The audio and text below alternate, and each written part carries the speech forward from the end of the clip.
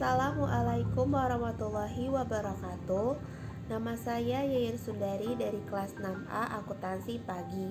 Di sini saya akan mempresentasikan makalah ilmiah yang berjudul Pengaruh hutang jangka pendek dan hutang jangka panjang terhadap profitabilitas pada PT Unilever Indonesia Tbk.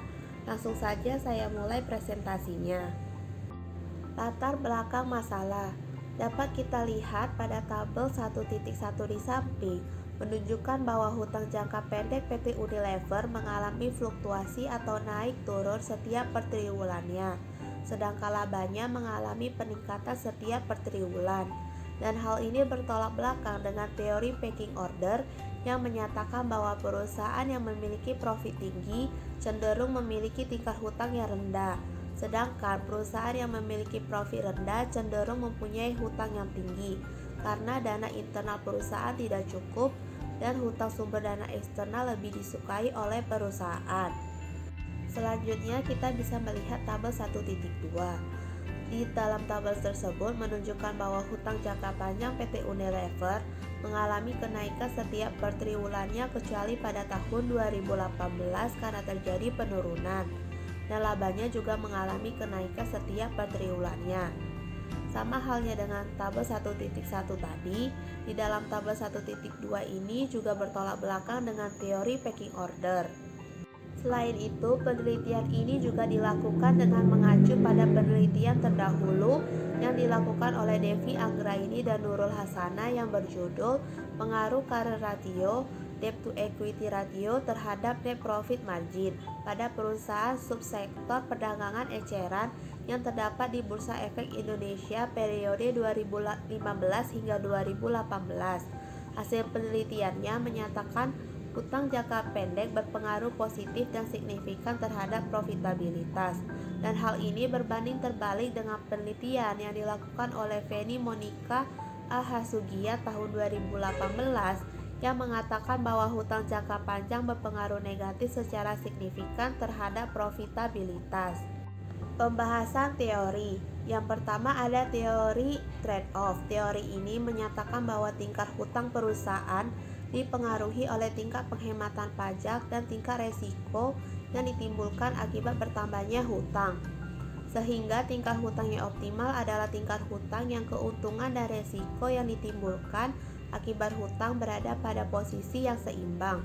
Kedua, ada pecking order teori. Teori ini menyatakan perusahaan-perusahaan yang kurang profit cenderung mempunyai hutang yang lebih besar. Alasannya karena dana internal yang tidak mencukupi kebutuhan dan hutang sumber eksternal lebih disukai. Sedangkan perusahaan-perusahaan yang profitable umumnya meminjam dalam jumlah yang sedikit. Ketiga, ada hutang. Hutang adalah kewajiban yang dibayar pada saat jatuh tempo dan mengandung akibat. Semakin tinggi akibat perusahaan, semakin tinggi juga tingkat profitabilitas yang diharapkan sebagai balasan terhadap tingginya akibat. Begitu juga sebaliknya, semakin rendah akibat perusahaan, semakin rendah juga tingkat profitabilitas yang diharapkan. Berdasarkan jangka waktu pelunasannya, hutang dapat dikategorikan menjadi dua, yaitu yang pertama hutang jangka pendek. Hutang jangka pendek yaitu modal eksternal dengan jangka waktu pelunasannya maksimum 1 tahun. Perusahaan menggunakan aset lancar perusahaan untuk membayar kewajiban keuangan tersebut dalam waktu yang singkat. Contoh dari hutang jangka pendek yaitu ada hutang dagang, hutang wesel, hutang pajak penghasilan, beban-beban yang masih harus dibayar, pendapatan jasa diterima di muka, serta hutang lancar lain-lain. Kedua, hutang jangka panjang. Hutang jangka panjang menggambarkan hutang yang jangka waktunya panjang, standarnya lebih dari 10 tahun. Contohnya adalah hutang bank dan hutang obligasi. Hutang jangka panjang biasanya timbul ketika suatu perusahaan memerlukan tambahan biaya yang bermanfaat memberikan hasil dalam jangka panjang. Contohnya bisa berupa pembangunan gedung, persediaan dan pembelian mesin. Rasio hutang. Rasio hutang atau rasio leverage adalah rasio yang mengukur seberapa besar perusahaan dibiayai oleh hutang. Berikut adalah rasio-rasio hutang. Yang pertama, debt to asset ratio. Rumusnya adalah total liabilities dibagi total aset. Kedua, ada debt to equity ratio. Rumusnya adalah total liabilities dibagi total shareholder equity. Ketiga, ada times interest earned. Rumusnya adalah laba sebelum bunga dan pajak dibagi beban bunga. Dan yang terakhir ada fixed charge coverage. Rumusnya adalah laba usaha ditambah beban bunga dibagi beban bunga ditambah beban sewa. Tujuan dan manfaat hutang. Tujuan dan manfaat dapat diambil dari rasio likuiditas, yaitu pertama untuk mengukur kemampuan perusahaan membayar hutang yang segera jatuh tempo pada saat ditagih. Kedua, untuk mengukur kemampuan perusahaan membayar kewajiban jangka pendek dengan aktiva lancar secara keseluruhan. Ketiga, untuk mengukur kemampuan perusahaan membayar kewajiban jangka pendek dengan aktiva lancar tanpa memperhitungkan persediaan atau piutang. Keempat, untuk mengukur seberapa besar uang kas yang tersedia untuk membayar hutang.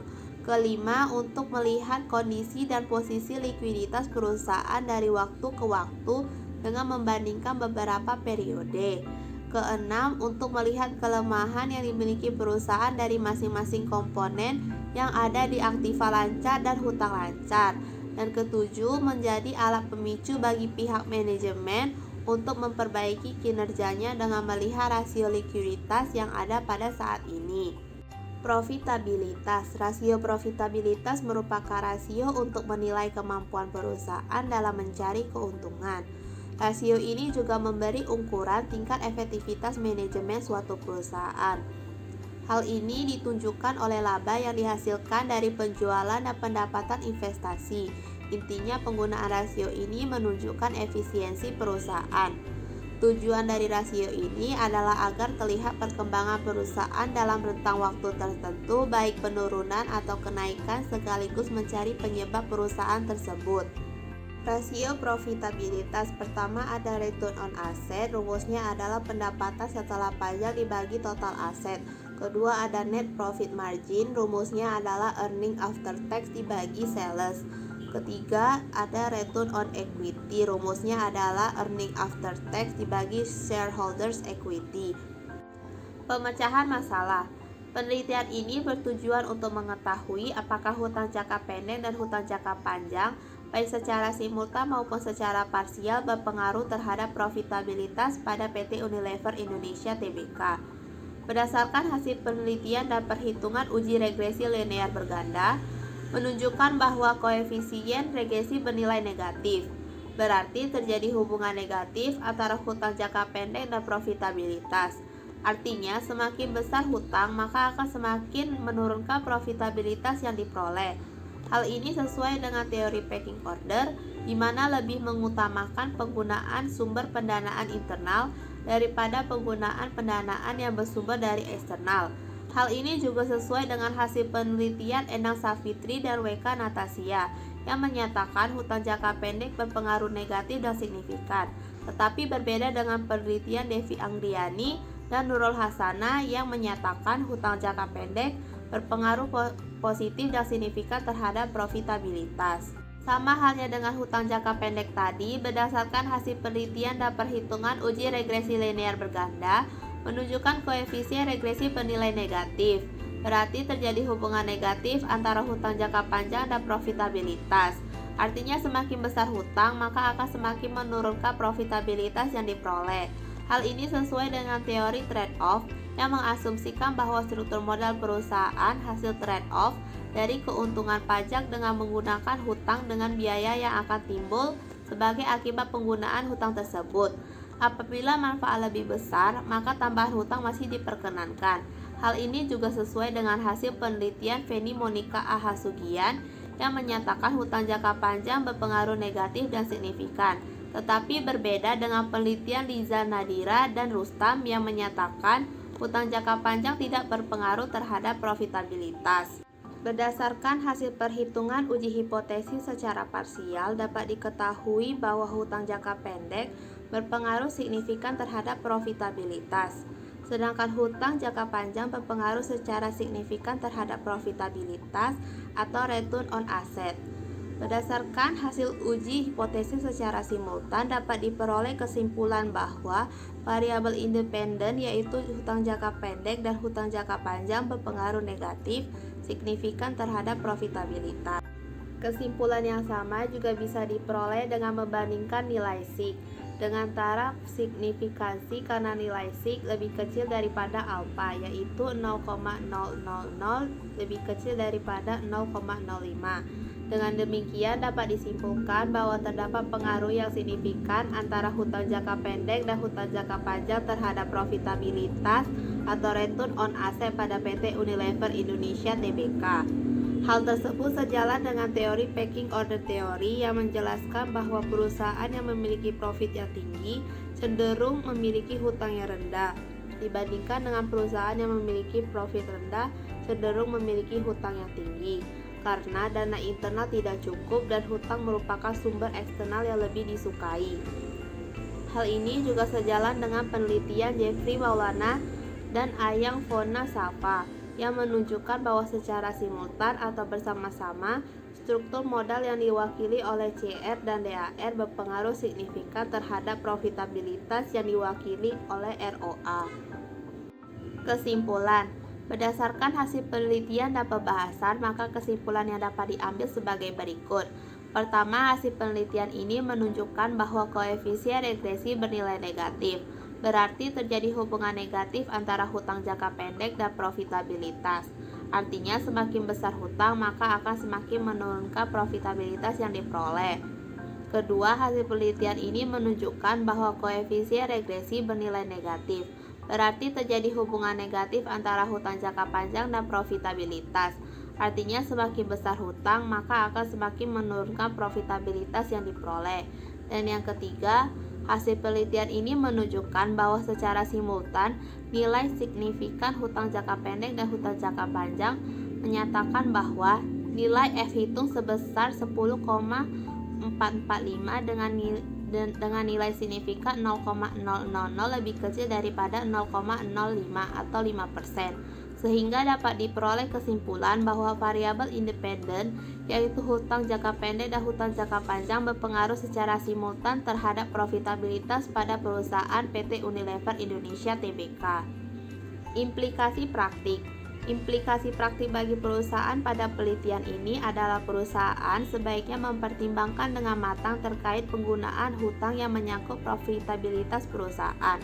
Hutang harus dikelola dengan efektif dan efisien serta diawasi dengan seksama agar membawa keuntungan yang dapat meningkatkan profitabilitas perusahaan.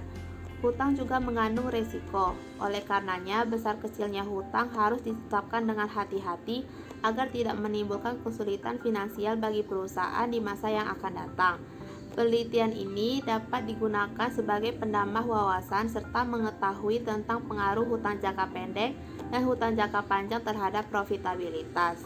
Sekian dari presentasi saya. Apabila ada kekurangan dan kesalahan, mohon dimaklumi dan dimaafkan. Saya ucapkan terima kasih. Wassalamualaikum warahmatullahi wabarakatuh.